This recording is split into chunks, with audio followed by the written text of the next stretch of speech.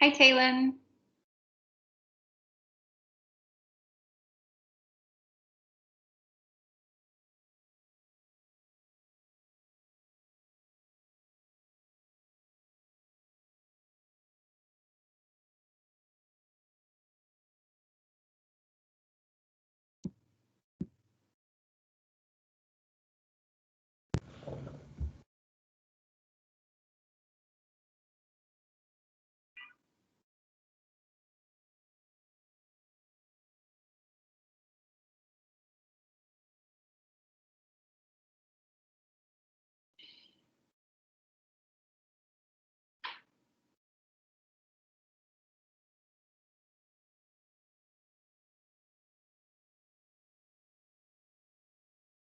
Good afternoon, Liliana.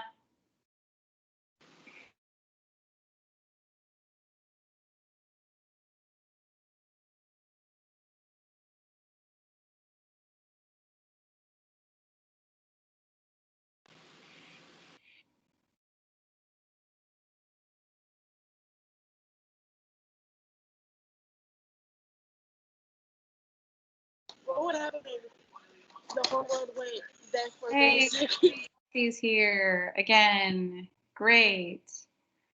Jesse, I have some important stuff to talk to you about, which I'm sure you know. If you haven't read your inbox yet, you might want to do that.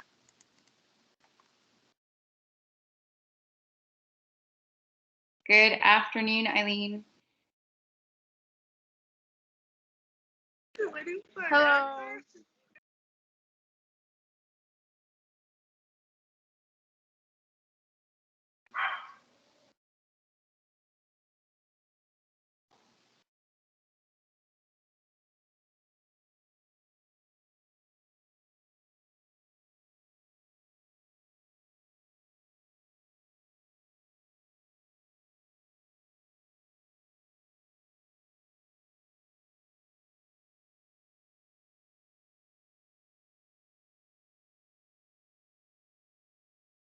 I didn't get anything in my inbox.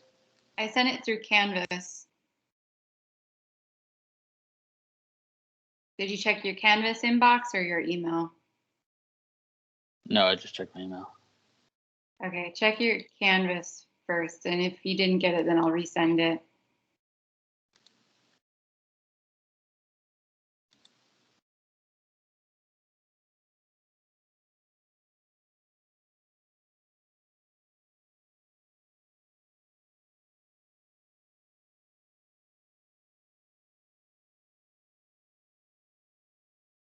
So just heads up, guys, this meeting is being recorded, but we are doing films tonight. And a lot of these films are copywritten. So usually YouTube flags it and takes it down as soon as I get it up. So I wouldn't count on this one being up on YouTube. I'll post it and try and push it through as much as possible. Sometimes if I edit it and take out those copywritten parts, they'll let me put it up. Sometimes they won't. But I'll try my best to get this video up. It might take me longer to post just because of that reason and requiring me to edit it. That takes a little bit more time than just me throwing it up when I'm done. So you guys did do your quiz this weekend and you did your group projects. So good job on that. I did give you feedback in the comment section if you look it up on all of those assignments. Most of it was positive. Very little of it was negative. So mostly good stuff. But Canvas did scare a bunch of you this weekend, and I apologize for that. It said that you had a discussion post due over chapters 21 through 20, whatever, 24, something like that. But you couldn't access it. You could not access it. So a lot of you were worried, and thank you, Taylin, for bringing that to my attention because I didn't realize that it had done that. Canvas, when you put in assignments automatically gives it a due date. And if you don't fix that due date, it just sticks with it. And that was on my part, my fault, and I apologize for that. I thought that I'd fixed it, and I guess I didn't. So I'm sorry to have freaked all of you out about that. And once again, thank you, Taylin, she very politely and respectfully brought that to my attention, and I really appreciated that because I received several emails on it. And Taylin's in particular was very respectful. Some of the other emails that I received about the issue were not respectful. I feel like it's important to keep in mind that even though this is virtual, I am a human being and I do occasionally make mistakes. Please keep that in mind when emailing me, that I try my best to be respectful to you guys. I'd appreciate the same in return. We are not perfect people. We make mistakes, and I get that. So I hope that you understand that as well in the future. But once again, thank you, Taylin. She was wonderful and respectful, and I really appreciated that. And she actually told me what the real problem was. Some of the other emails just complained. She actually told me what the issue was so that I could fix it. So I really appreciated that part. But yeah, please keep that in mind. Even though we're in a virtual setting, you're still dealing with people. I try my best to remember that when I'm dealing with grading assignments and things like that. So that's why you might have noticed if you messed up on your quiz, I did give you some grace with those points on those grades. And I've also given you opportunities to retake them in the past if you accidentally forgot. If you are concerned about grades at all, you should probably reach out to me to address those. I'm going to let you guys take charge on that. That if you have concerns, you're all adults here. You can reach out to me and we can try and come up with a solution. But if you're not going to reach out to me, then I've given you multiple chances at this point. And it's the same people each time that don't take care of their business. So yeah, I'm gonna give them full opportunity if they are not satisfied with their grades to reach out so that we can work on that. And if they don't reach out to me, then I'm gonna assume they're fine. So that's that on that. Once again, I do apologize for the issue with the discussion posts scaring a lot of you guys. Definitely, I understand why you were worried. I would have been too if I was in your shoes. Now, on another note, we are continuing on with mediums tonight. We're going to be going into photography and film, so some more advanced contemporary mediums, which means we will be looking at some more contemporary artwork than what we usually do. Although this class has been looking at more contemporary artwork. I'm thinking of my morning classes. My morning classes are on ancient art. So it's been a while since we've talked about anything new, or I've talked about anything new. Also, on another note, Teams did an update over the weekend, and right now this is honestly the best it's worked for me since the update. It's not been going very smooth the last 2 days with classes. So we're going to hopefully, fingers crossed, hope it works, but I'm not going to bet on it working correctly tonight. One of the updates prevents you from hearing video sounds. I tried to fix it. We will see if it works in a second. I can hear the video sound, but it doesn't let you guys hear the video sound. And hopefully with the tinkering that I tried with my system setting on my computer, I got around that update. But we will see, because I don't know, because I'm not on your end. And hopefully I did fix it because we are going into film tonight and we're going to be looking at a lot of film clips.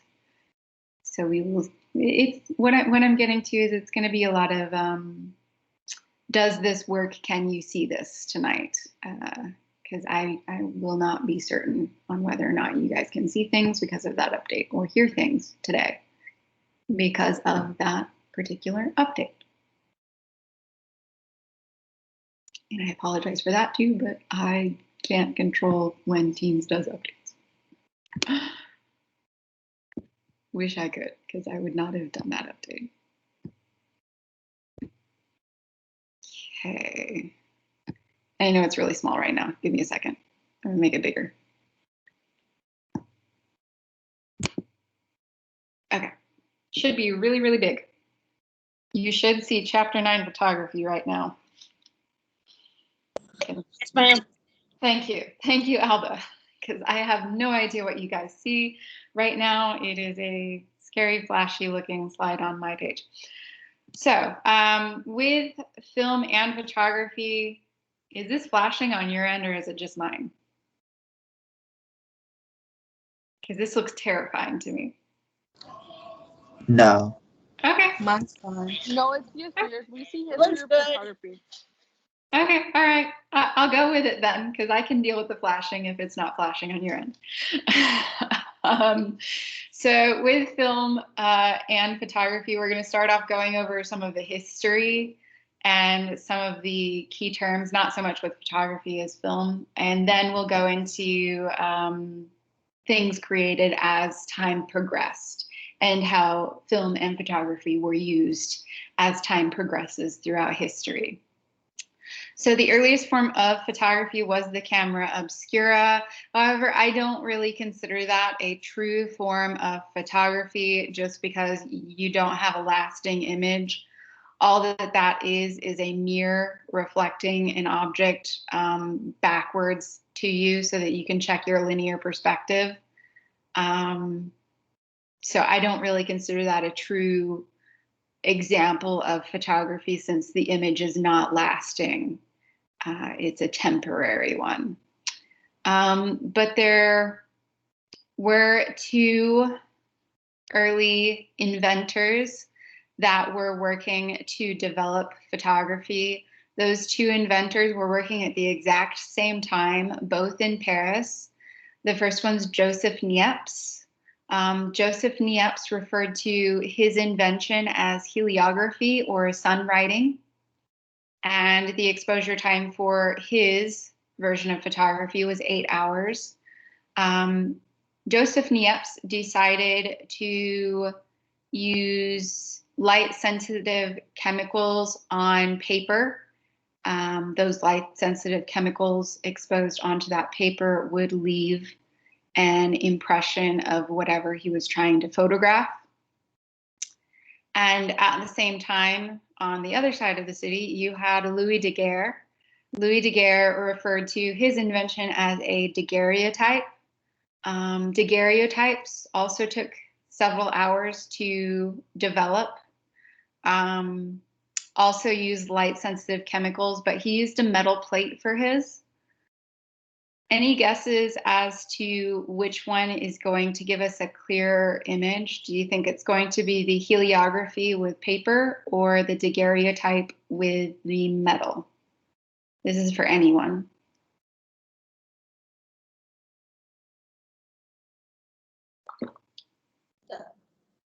Isn't it the helography one? Let's think. Because this is actually the same answer that I always get. With paper, is it fibrous?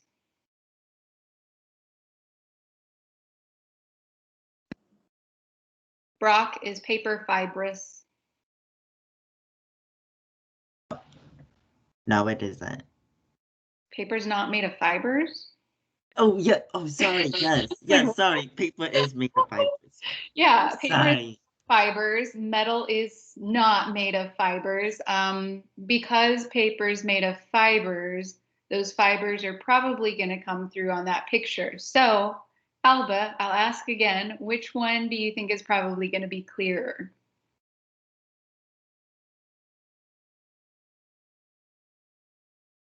metal. Yeah, the metal one is going to for sure be clearer just because you don't have those fibers. But like I said, those guys were working on things at the same time. One of them is going to be widely accepted and used as the first form of photography. The other one is kind of going to be forgotten in time. You can probably guess which one's which. But here is our example of Niepce and his very first heliography photograph. This is a view from window at Les Grosses. Obviously, it is very blurry, once again, because it picks up the fibers in the paper. This is done in 1826. You'll also notice, because of the long exposure time, that both Niepce and Daguerre did either still life or landscape photographs without people in them. This is just a rooftop. Nice. Now, here is our daguerreotype, the Atelier de l'Artiste. It's from 10 years after Niepce. And this is once again done on a metal plate called a daguerreotype. And obviously, it's a lot clearer of an image because he used metal, not paper. And once again, it is a still life due to the long exposure time.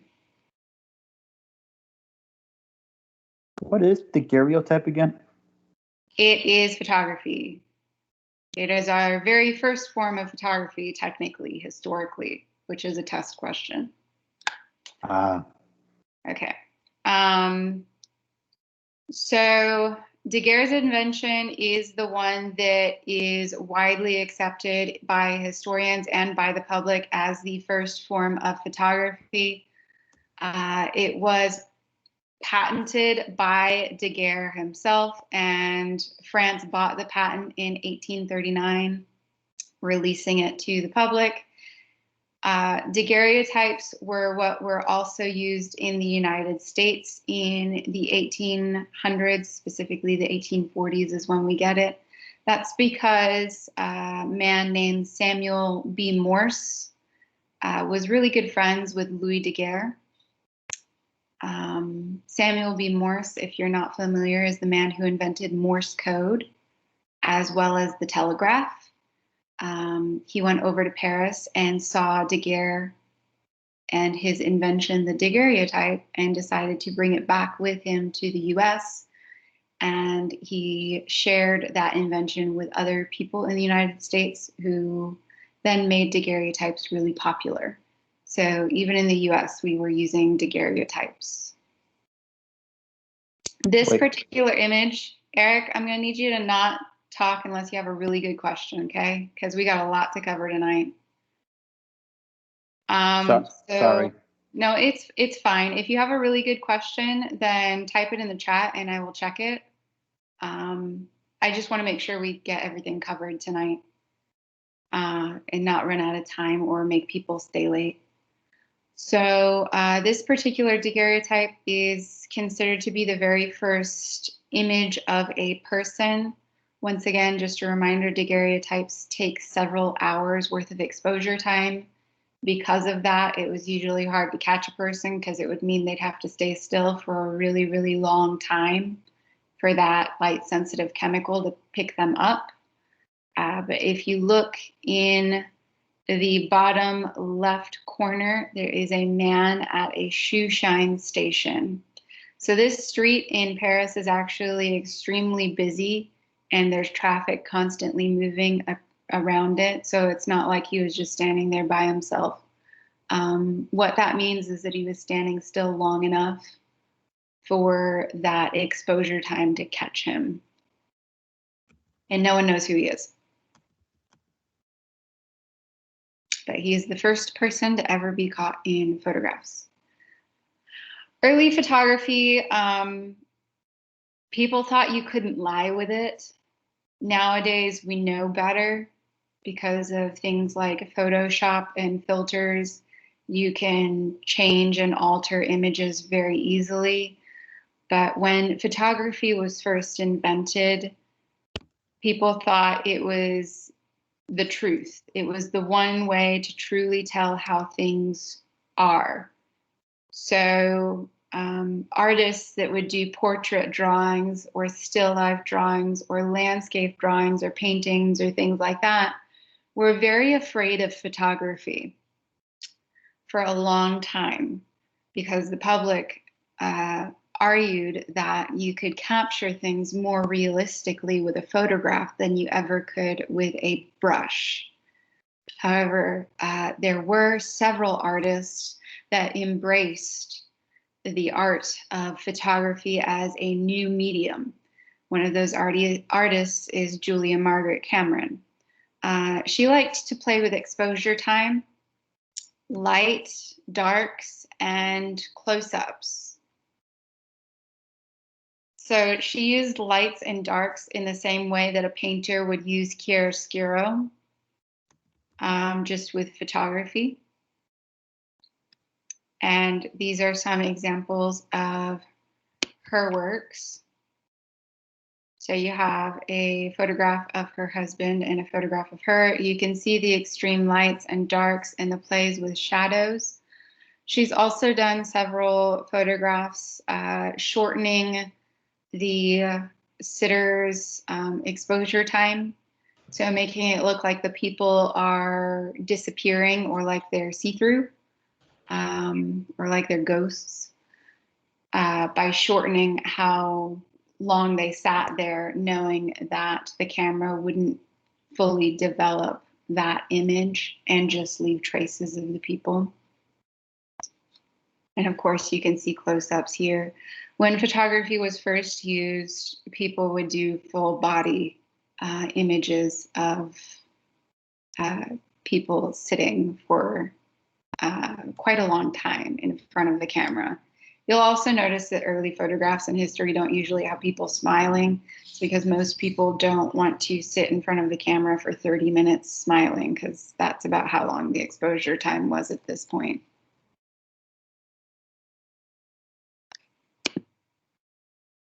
Another artist that embraced the medium of photography was Alfred Stieglitz.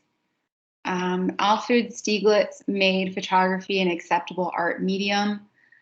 He was a very influential New York artist. He owned his own studio in New York, and he also owned his own gallery in New York, and he owned his own magazine, which he published, called Camera Work, which featured up-and-coming photographers in America, as well as some other artists such as painters and drawers.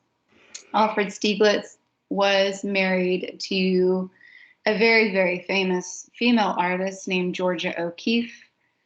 She's really popular around New Mexico because she lived there. But this is his most famous photograph. This is called Steerage. It's from 1907, and it was once published in Camera Work, and it was displayed in his gallery in New York. But this photograph itself, he did a really good job at dividing the image using the actual boat structures itself. And there's a particular reason why he decided to divide this image.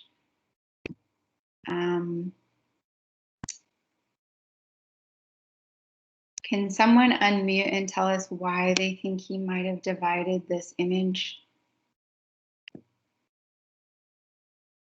into two?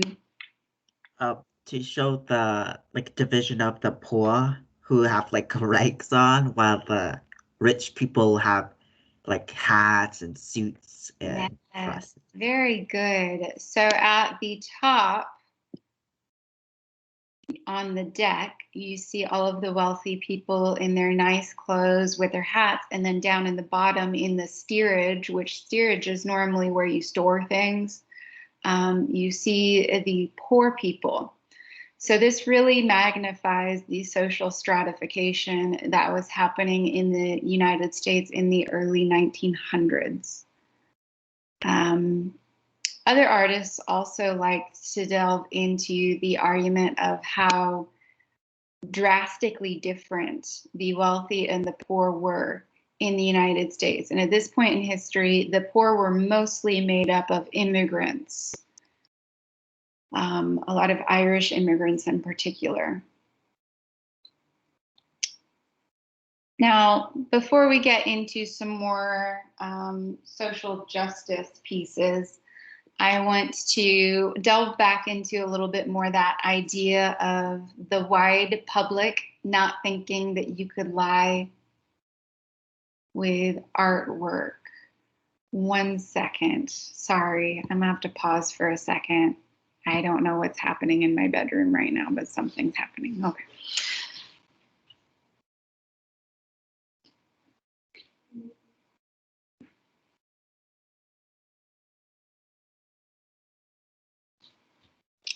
Okay, I locked my cat in the closet. That's what was happening.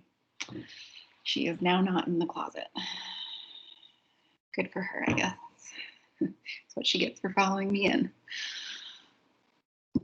Sorry about that. So back to people not thinking that you could lie with artwork. With this particular image made by Henri Cartier-Bresson, when it was first released to the public, people thought that he was walking on water. Obviously, we know that he was jumping around in puddles because we're not stupid. Not that they were, but yeah, he also has another one where he was, he calls it flying, and he looks like he just jumped off of a building when in actuality he just changed the viewpoint of the camera, and people thought that he really was flying for a while. So Henri Cartier-Bresson is an early photographer that liked to play with people's ideas that they thought you couldn't lie with a photograph, when in all actuality, it's quite easy to lie with photography. There's a group of photographers named the Greensboro Boys that during the Civil War would go to different battlefields and take pictures of the dead. And what they would do is they would pile them up into very large mounds of dead bodies. And they would use a lot of lines to draw your eyes to certain focal points using the limbs of the bodies that they positioned, to make things look a lot more gruesome. And they would take those pictures, staged pictures, and then they would sell them to the public, and sell them to newspapers to be published. And it got them a lot of attention. But at the time, people didn't realize that they were actually moving the bodies to make the photographs look a particular way, to make them look more dramatic and more gruesome. People didn't realize that. Now we know because they kept pretty good notes on what they did. So that's just a couple of examples on how you can fudge photography. People have been doing it for years. Now we know people do it all the time for Instagram and Facebook and Twitter and all of those. People are constantly lying with their photographs. So back to the idea of using photography for social change. A pioneer of using the medium of photography to bring social awareness beyond Alfred Stieglitz displaying his steerage photograph in his gallery is Jacob Riis. Jacob Riis was a muckraker. He worked in the 1920s, which was known as the Gilded Age for America. Also known as the Roaring 20s, but the Gilded Age. The Gilded Age, or the Golden Age, it's where America was most successful as far as setting up factories, assembly lines. We looked very well off to the rest of the world. Does anyone know what a muckraker actually is, what that word means? It was during like Theodore Roosevelt's time. There were monopolies or something, and like newspapers were like drawing horrible stories from such monopolies. Yeah. Or something like that. Yeah, you're on the right track. Yes. So it is during Theodore Roosevelt's time period, which is why he used to have a bunch of sayings about getting rid of monopolies. So monopolies are when a business owns basically all of the rights to that one thing. So at one point, John D. Rockefeller was a monopoly on oil. He owned every single oil company in the United States in some form or fashion. And he owned all of the steps to producing the oil in the United States in some form or fashion at one point. He was forced to give up some of those rights because he was a monopoly. And monopolies in the United States, there's a lot of laws against them now. But not only monopolies were brought to the forefront in newspapers, but also the grand difference between being wealthy in America and being poor in America was brought to the forefront by these muckrakers. Muckrakers basically just go and dig up the dirt on people and then release that information to the public. So they go to, like, a really famous one is the Chicago meatpacking industry was extremely unsanitary. There were rats everywhere, rat poison being packaged with the meat that was being sold at market for people to eat, which is disgusting. So that was one of the really famous muckraker stories that a book named The Jungle is written about.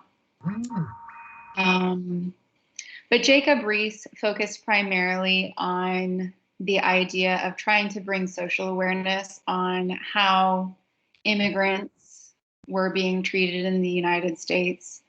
And we'll watch a little clip about him now, about some of his photography that he created. While I'm changing, now would be a good time to answer questions if anyone has any, but I haven't seen any in the chat so far.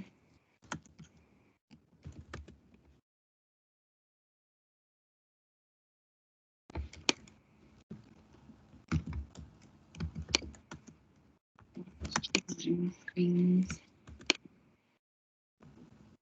Now here's the deal. Like I said, Teams has not been letting you guys hear volume this week on videos. So if you can hear this, I will be super happy because you'll be the first class all week. And I'll be very relieved. So let me know, Brock, since you're the one that I can see right now, let me know if you can hear this. Many cities, slums are growing Yes. uncontrollably. Yay! Oh my gosh, I just had to use a different computer. It doesn't like my Microsoft computer, I guess. It likes my MacBook better. Go figure. Okay, despite that, I'm still going to turn on closed captions for anyone that might need them. But you should hear and see a video right now. Let me know if you don't, and I'll try and fix it. So, what he took upon himself was educating,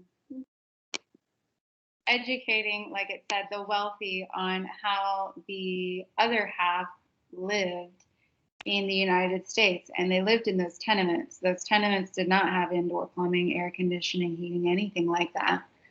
And you'd have 20 to 30 people living in one singular room, which led to easy ways for you to spread sickness and illness, really poor sanitation, and a lot of other issues as well. Not only did he bring to light these tenements, but he also later on did several series on child labor. Children would be forced to work for very, very long work hours. We're talking like 20-hour days, on their feet, standing with dangerous equipment. Sometimes they would lose fingers and hands, and they wouldn't be paid for what they were actually like, for what the work was that they were doing. It's because of the child labor laws that we have things like public school requirements today, or children being required to attend school until the age of 15. And another artist that decided to try to bring social awareness, besides Jacob Riis, is Dorothea Lange. This is a very, very famous photograph called Migrant Mother. This was done later on in history during the Great Depression. Specifically, the Dust Bowl is what this series of photographs is about. Does anyone, other than Brock, because I know Brock knows because he's answered everything tonight, which I appreciate, does anyone other than Brock know what the Dust Bowl is?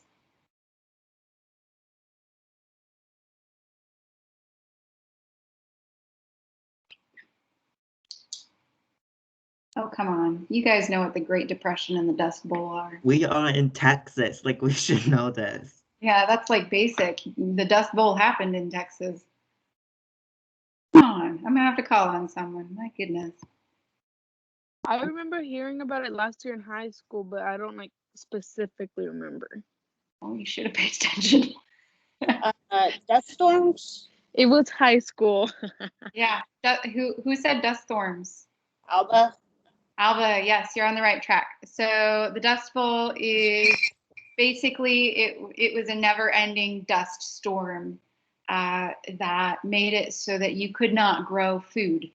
So all of the states in the middle part of America that generally are the major crop producers for American food were coated in several, like a foot and a half or so, depending where you were at, of dust, preventing you from growing anything. There was a large drought, which added to the dust issue.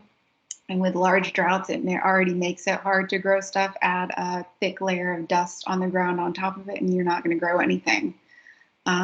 Because of the Dust Bowl, people had to migrate to other states. A popular state for people to migrate to is California.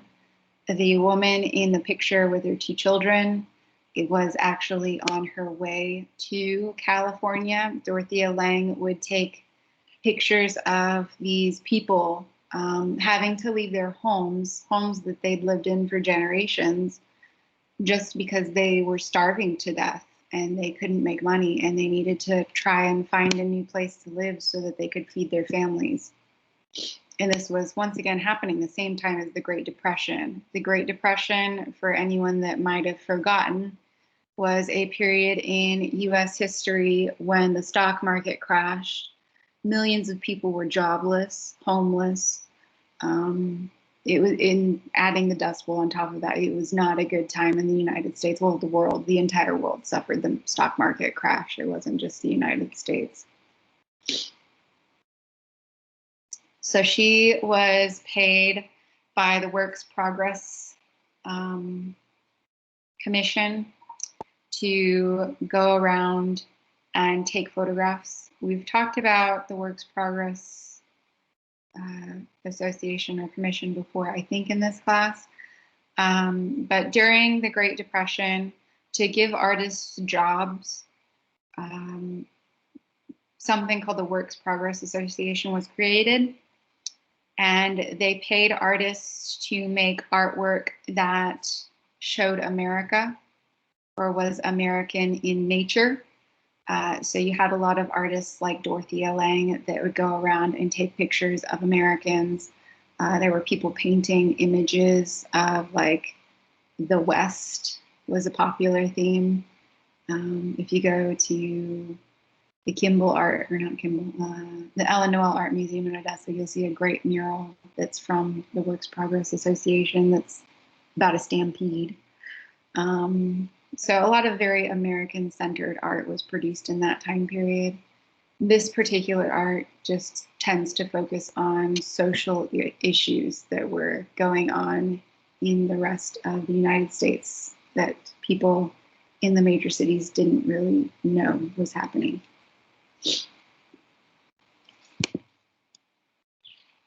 So another artist that was part of this Works Progress Association was Ansel Adams. He took a very different take on showing off America. Ansel Adams would go around to national parks and take pictures of America's beauty.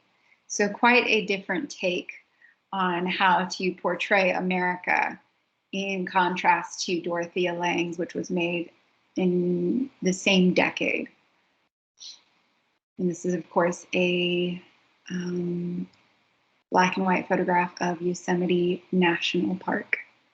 And Ansel Adams, he would go to these settings and he would sit there for hours, sometimes days, trying to figure out when the best moment to take a photograph would be, to try and really capture the beauty of the landscape.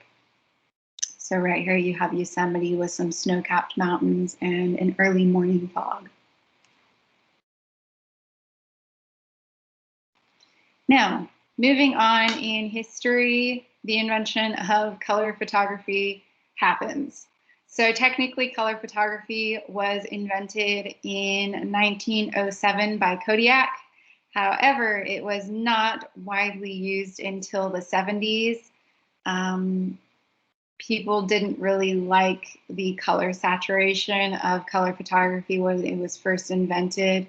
And a lot of artists felt that black and white photography was just more dramatic and more aesthetically pleasing. However, in 1976, thanks to an artist named William Eggleston, other artists jumped on the bandwagon of using color photographs. William Eggleston took everyday objects, such as a McDonald's sign, and made them look very bright and eye-catching to the viewer. He used red a lot in his photographs. Red was it is a very bright, bold color, which makes people feel warm. So let's look at some William Eggleston photographs. This is one photograph, like I mentioned, everyday object, and red. Going to be a common theme.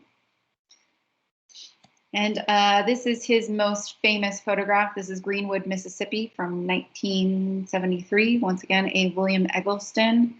Another popular name for this photograph is Red Room. That's like what the critics call it.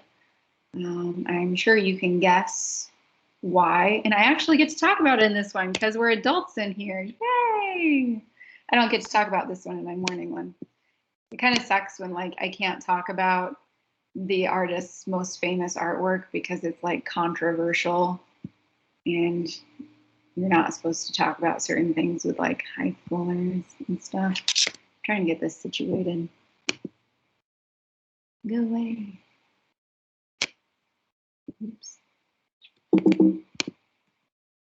Hang on. I will get it back. There. Oh, you got a preview. Okay.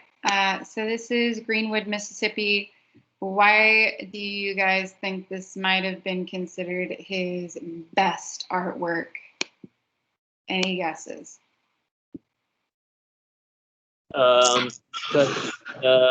Poster drawings on the wall. Yeah, so technically kind of that. It has to do with the cleverness of it. And those posters do have to do in part with why it's considered to be quite popular and his best artwork. So this is actually a photograph of a hotel room in Greenwood, Mississippi. Well, probably not there anymore. And obviously, as Daniel pointed out, the posters on the wall are of sexual positions. So that can tell you what kind of hotel this probably is. But it has more to do with the idea of the color red. Does anyone know what the color red symbolizes? sometimes. I will go more for like a attraction, like a trying to hot things like that. Like they're saying that women wear like a red lipstick or red dresses for like a get attraction from people, or people can notice. Yeah, that's one way. What's another association with red? Romance. Romance, yeah. Red roses, red hearts, all that jazz. Romance or passion is oftentimes associated with red. So yeah, Anna, and I think that was Liliana just then. You guys are all correct, which is why people think this is a little bit more clever than, let's say, this.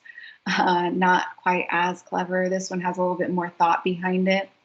Also, you have to, like Daniel did, read into the image a little bit more. If you're just looking at it first glance, you probably wouldn't notice the posters. You do have to look for them.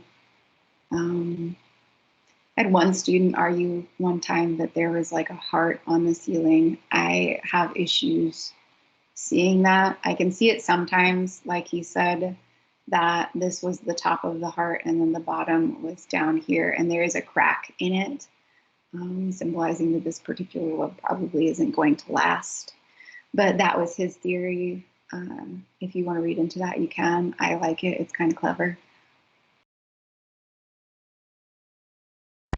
And here's our last, William Eggleston. Like I mentioned, he does take several photographs of the McDonald's sign because red and yellow are complementary colors on the color wheel. They go very well together, and they draw the viewer's eye, which is exactly why McDonald's uses red and yellow, by the way. And of course, you see the red and yellow over on the photo hut as well. Man, those images are dated. Okay, now we're going to move on to someone that is probably the most popular photographer at the moment. Hang on. I always forget his name and I need to just write it down. I'm not big into photography, so it takes me a second to remember. Always. And I'm going to feel dumb when I finally remember it, because I know it. It just escapes me every time. Gosh dang it.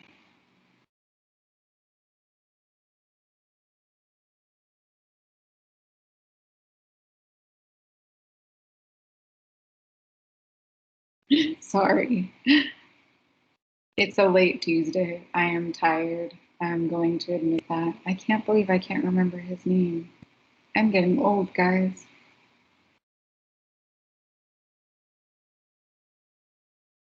This is why you should always write down names. Jeff Wall. Duh. I knew I'd remember it, and I knew it started with a J. Okay, so this is Jeff Wall, probably the most famous contemporary artist at the moment. He is Canadian. He does different things with his photography than what normal photographers would do, in the fact that he prints his photographs on plexiglass. You guys know what plexiglass is, right? It's that like thin plastic material that's see-through. So he prints it on that translucent plastic, and then he puts light behind it. By putting light behind it, it makes the colors look a lot brighter in the photographs. These photographs are really, really large, and they're called light box photographs because there's light behind them and they're in a box. They look really small in these pictures, but they take up a whole wall. And this one's just a play on a print that we looked at last week, a woodblock print from the ukiyo-e period in Japan. Instead of these guys, though, he changed it to businessmen chasing their papers. And we're going to skip that one and go to this one. This is a really fun Jeff Wall. Jeff Wall usually does photography that you have to read into quite a bit. But he tells stories with his photographs.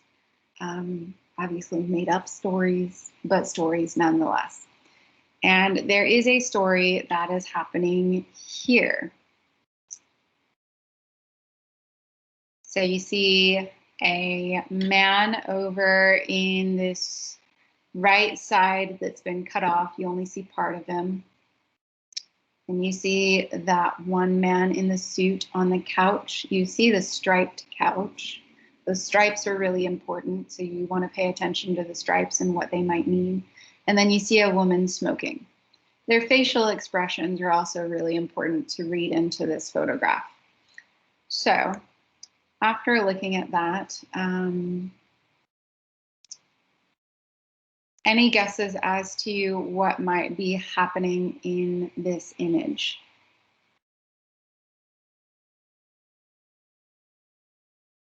What story is he trying to tell? Is it a couple getting divorced? Yeah, is that Liliana that said that? Because there's two people unmuted. Yes. Okay, yeah, that's exactly it. Very good. I always have to like pull it out of my morning classes. I don't know why the morning classes, maybe because they're a younger crowd. Maybe it's because us old can read into that easier. But yes, so that striped couch symbolizes separation or divide. The man and the woman here are in the process of getting a divorce. There's a little bit more to this story, though. What purpose might this man over here hold? What does his attire remind you of? A businessman. A businessman? What else? A waiter? A waiter? Why would there be a waiter at a divorce hearing, dude? A lawyer? Maybe attorney. A doctor. Guys, what does he look like? Without thinking of a divorce, what does he look like? Someone who works in the house, like the main person. Yeah, the butler. Yeah. Thank you, Anna. Yeah, he is a butler. So he's a butler. They're getting a divorce. Now, what do you think is happening? Because one of them has a smile and the other one doesn't. I guess the old man is rich and she's like enjoying the fact that she's gonna get a good money from the divorce. Yeah, that's the whole story there. That is the entire story with that picture. Yes, she is happy because she is going to be getting a good amount of settlement money from that divorce. Very good, guys. Very good. You did a lot better than my morning class on that one. And all of his images have stories like that that you can read into and tell stories with, which are fun. You either like his photos or you don't. It's a toss-up. I tend to enjoy them, but that's because I like to analyze things like that. Now, we went through film history, starting with the early types of film, which the first of which is considered by history to be the very first film is a daguerreotype. And then we went through the uses or the early uses of film, a lot of which were for social issues and social awareness. Some artists did play with lights and darks, like Julia Margaret Cameron. And then we went into the invention of color photography and its uses by William Eggleston, as well as the contemporary artist Jeff Waugh. Are there any questions about photography before we wrap this one up? This one's short. The second one's long. No questions about photography?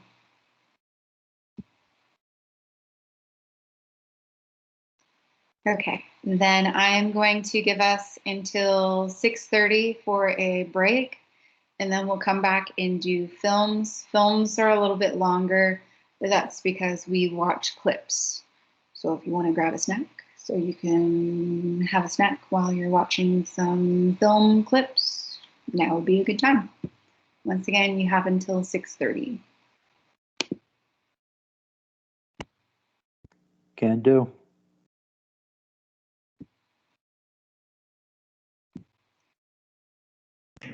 Sorry, ma'am. Do you pass the assistance or you're gonna do it at the end of the class? Do what? I mean, I don't know if you register me for assistance. It's because I came late because I had trouble with the car and I had to take it to the Nissan. They took forever. I got you, honey. Okay, thank you. Sorry about that.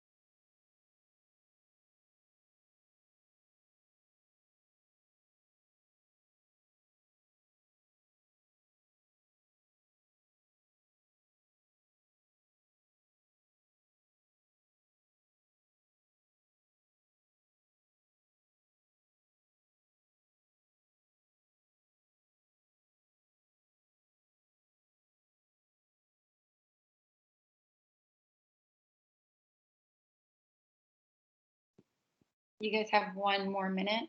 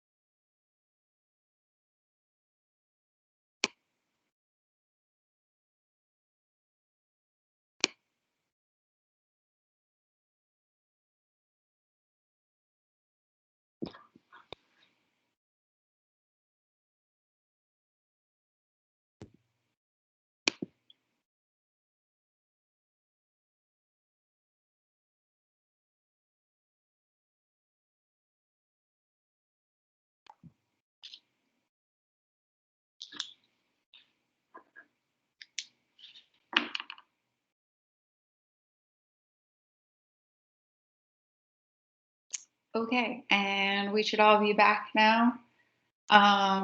So we're going to go through film. Like I said, for this one, we're going to be watching a lot of clips because I feel like instead of me going through definitions and just showing you pictures, it's a lot easier for you to understand what those definitions are if you actually see them in practice.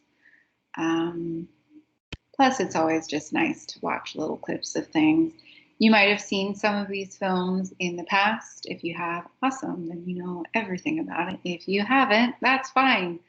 I'm going to assume that a lot of people probably haven't seen a good chunk of these because a good chunk of these films are silent films.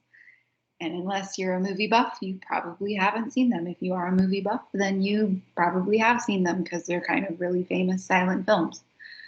We're going to do the same thing that we did with photography and start off with history for the film section.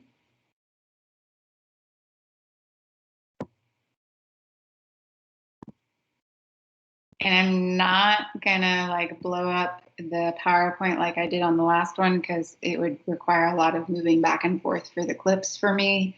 So I am gonna leave it a little bit smaller. I apologize, but you shouldn't have too much to write on this one either. It's mostly gonna be you enjoying film clips, which is good. We're gonna get the writing out of the way to start with, and then you should get a lot of breaks. So vocab that you should probably know by the end of this lesson today for film is cinematography, which I forgot the P in. There, I hate typos. Cinematography, which is the photography of camera work in film making. Basically, it's making a film. So early films were actually just a series of photographs compiled together. Think of it like a flip book. And if you put a bunch of pictures together and then flip through it really fast, it'll look like a movie's playing. Same deal. That's what cinematography is. It's just different clips and images put together to make a cohesive film.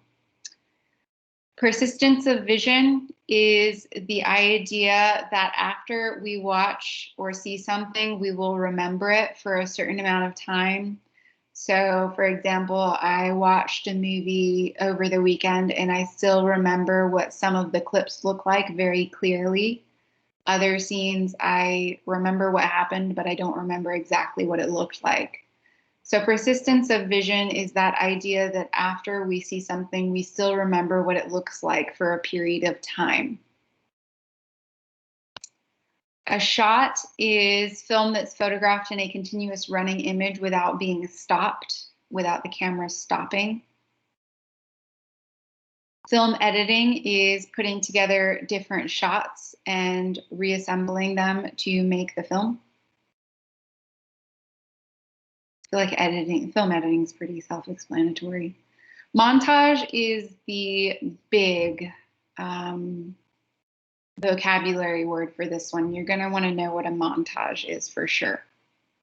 But a montage is combining multiple very brief short shots or images together in a way to try and elicit some sort of emotion from the viewer. So if you put a bunch of, this is just an example, but if you put a bunch of images of like puppies and kittens and babies, things like that, all back to back to back, eventually the person watching it is probably going to feel the emotion of happiness or joy. That's just one example of how you could use a montage. So very brief images and shots put together to try and make the viewer feel some sort of emotion. Film noir is the next vocabulary word. Film noir was a particular genre of film developed in Hollywood. So when film noir was invented in Hollywood, color films existed. However, film noir chose to be black and white. And the themes of film noir were usually very dramatic. Usually there's some sort of a crime, mystery, romance combo going on there. And once again, film noir is just it's a genre, like romance or fantasy or action. Film noir is its own genre. And then the last vocabulary word is a storyboard. That's another important vocabulary word because we've talked about it several times in this class already. But a storyboard is a series of drawings or images that can be rearranged on a board and arranged in different ways to try and figure out if your film scenes are going to work or look right before you actually make the film. So instead of paying a bunch of actors to film these scenes and then figuring out that these scenes don't actually even fit in your movie, you arrange it on a storyboard in very rough sketches first to figure out if it's going to work or not. And I'll actually leave this up for a little bit longer for people that are writing.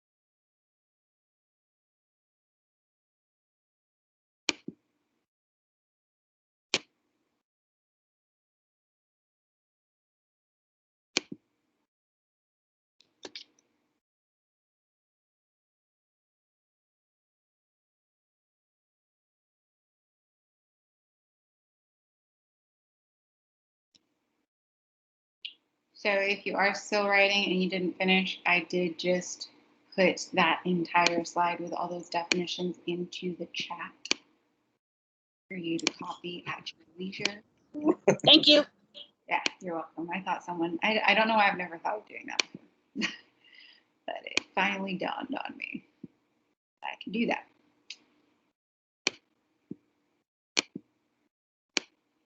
Okay. So some brief history. I'll put this one in the chat too for those of you that are a little slower at writing. Motion picture camera first invented in 1890. And until 1927, motion pictures were produced without sound across the board. In Europe, they were making pictures with sound prior to 1927. However, they were not successful. And the first successful picture with sound came out in 1927. That picture was called The Jazz Singer. Early films with sound or people talking are called talkies. Films prior to that were silent films. They do have musical scores in the background with silent films, but not people talking. Those didn't happen until the 1920s. And in America, it wasn't considered successful until 1927. We don't show clips of The Jazz Singer anymore. Well, mostly because it's really hard to find clips of The Jazz Singer. That particular film is not considered socially acceptable anymore by society. But the film itself was made successful because it had really catchy tunes. And we'll talk a little bit more about it in a second when we get to that section. The first animated film was Walt Disney's Snow White and the Seven Dwarfs. That was released in 1937. I don't think we need to see a clip of that one. I think pretty much everyone's probably seen Snow White and the Seven Dwarfs. And the first color film was produced in 1939. But I skipped over 2 of the 80s. And these 80s are kind of important. So in 1898, D.W. Griffith invented 2 things. He invented the panning shot, which we will look at later on. So they used crane devices to lift up the cameras so that you could get really wide shots of an entire set or scene. We'll look at that in one of his films in a second. D.W. Griffith also invented using the close-up. They'd obviously already used that with photography and painting, but it wasn't used in film until 1898, which is kind of sad. Prior to that, they would do always full body images of all of the actors and actresses. And then, of course, all of that little stuff about inventions, making viewing films more interesting. Of course, today we have a lot of CGI films. It's really easy to watch films anywhere, anytime. I watch them on my phone all the time. One that's kind of interesting is that in 1970, the production code was removed. So the production code was what was used prior to the rating system. The rating system is the G, PG, PG-13R. That's the rating system. Before that was invented, studios had certain expectations that their films had to meet before they would be released to the public audience. So no nudity was allowed, no cursing. If things were considered too violent, sometimes studios would be fined by the production code committee or asked to remove those scenes. An example of the production code committee fining someone is that for the movie Gone with the Wind, there's one curse word in it at the very end, and the studio ended up having to pay several $1,000s to keep that word in as a fine because it didn't meet the code standards because it was one word. Today, that's like nothing. We'd just be like, oh, that's PG. It's just one word. It's fine. How times have changed. Like I said, I will be putting this in the chat as well. It does take me a second to do that, though. So if you're still writing, keep writing.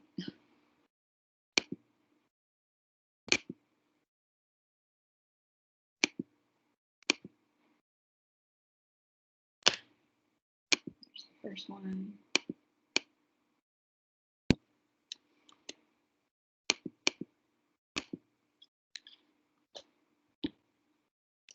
And there's the second one.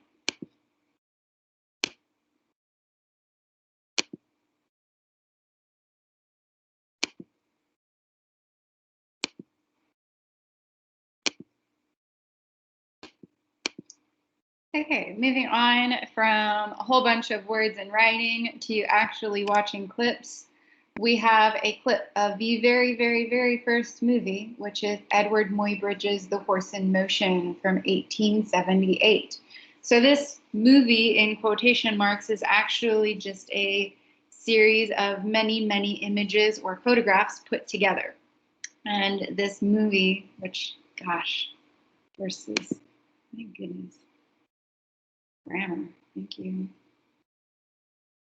My goodness. All the typos. This is why I need to read things multiple times. But this movie was only created to win a bet, which I love. Edward Muybridge and his buddy were betting each other on whether or not all of the horse's hooves will leave the point or leave the ground at the same time when it's running at full speed. So his friend said that there always has to be one hoof on the ground when the horse is running. There's no way that all of the feet could come off the ground. Muybridge really wanted to win that bet. They tried watching the horse closely, but since it was running at full speed, they couldn't really tell. So Muybridge decided that he was going to set up several different cameras throughout a racetrack, and the cameras would be timed to go off at a specific time. And they took pictures of the horse while it was running. Then Muybridge assembled all of the pictures together and played it like a flip book, making the very first movie ever. Now let's watch a clip.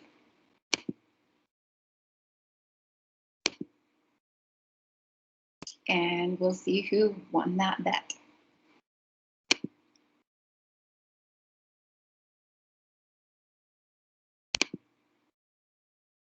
Who here thinks that all of the feet come off the ground?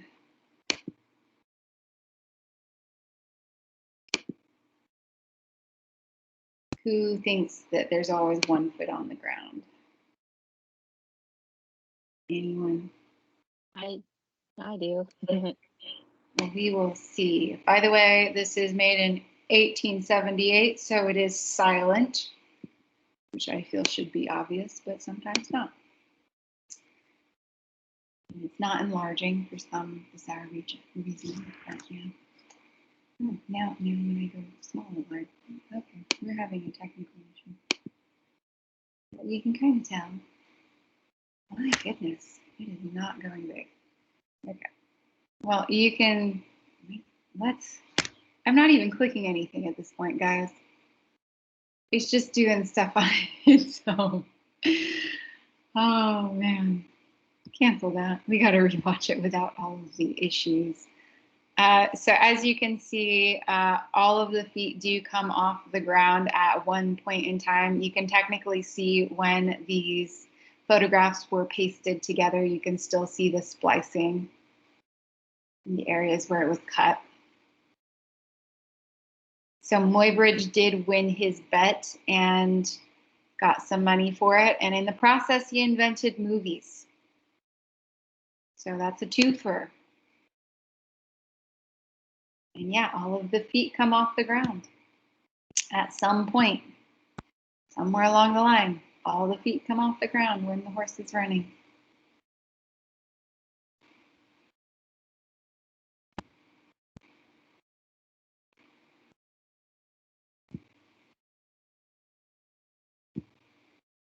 Do you guys want me to add this into the chat too?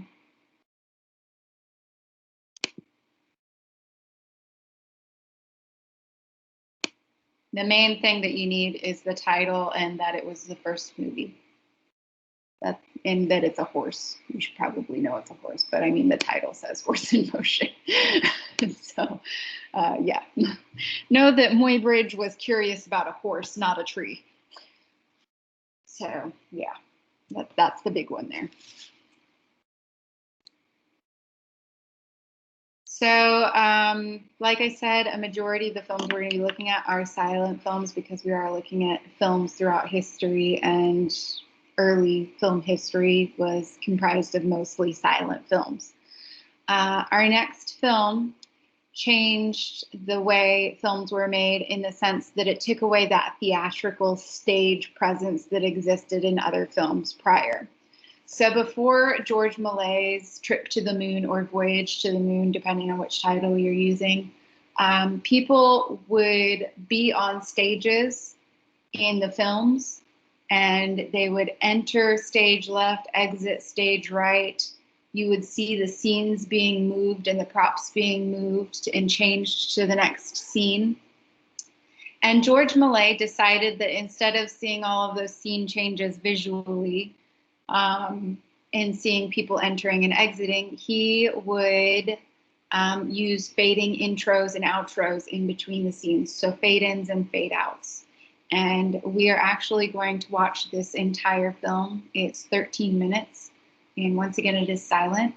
And I'll probably pause it a couple of times just to point out the fade-ins and fade-outs in between the scenes. This film, once again, was made in 1902, and it's about a trip to the moon. Had we been to the moon yet in 1902? No. No. So this is obviously a fictional take on what in 1902 George Millay thought a trip to the moon might consist of. So keep that in mind while we're watching. It is funny, so you might possibly enjoy it and see the humor in it. I know I do. I still like watching it. I've seen it so many times because it's just cute what people thought.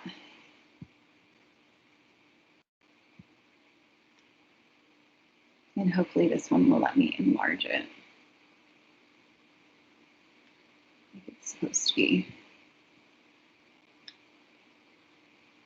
Yay, okay.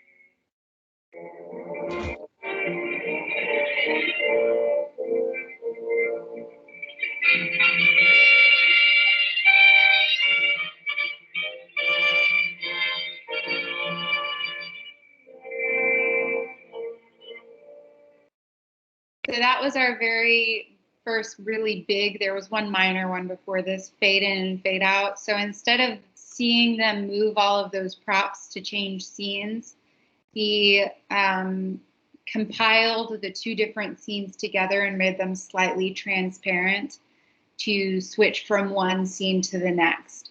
And yes, that first scene did consist of sorcerers / scientists coming up with a method to get to the moon. And now we're going to see how they get there.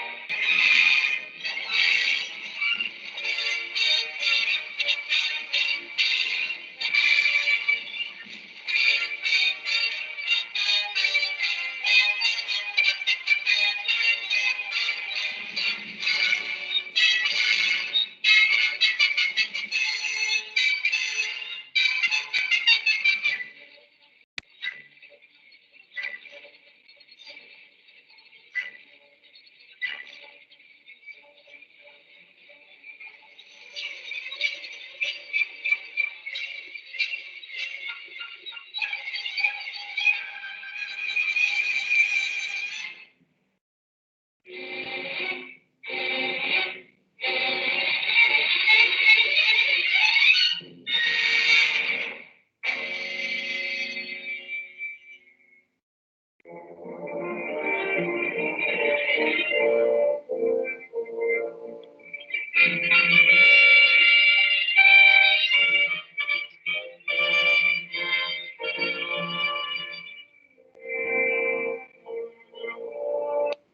that is the entire film. And that is how George Millay thought we would get to the moon and what we would find there, which is always interesting to see and think about. What do you guys think of it?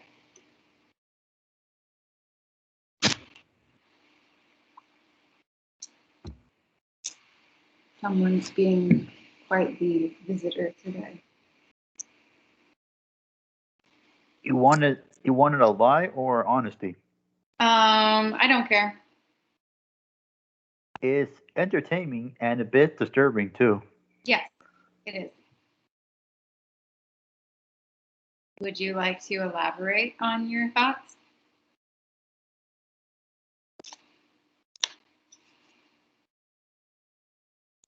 So, what did you guys find odd or interesting about the movie? The fact that none of them were wearing astronaut suits to go there. Yeah. No one needed oxygen, I guess. I always like the man in the moon part, that there was an actual face and the spaceship landed in his eyeball. Or the idea that the spaceship could be a bullet launched from a cannon. That's also really interesting. Yeah, the moon with the face, that's kind of odd too. Huh.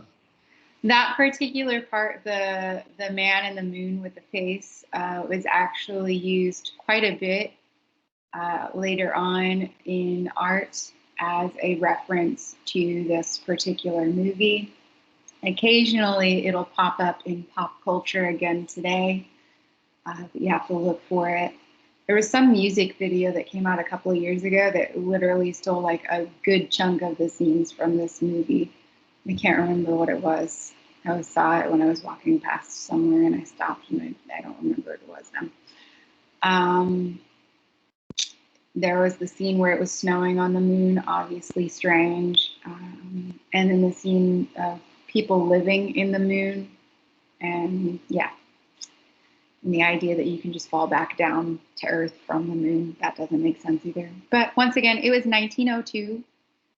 And we didn't know what we were going to find on the moon at that point in history. But just a reminder, we were looking at that film in reference to fade-ins and fade-outs, but there's a lot of things that we took from that film and that influenced a lot of other films. So the next film that we're going to look at it for both our wide shots and our close-ups. And that is D.W. Griffith's Intolerance. Actually, this scene doesn't have a close-up. They took down the video that has the close-up on YouTube last year. But I think we all know what a close-up is. That means it doesn't show the entire body. It usually just shows the face.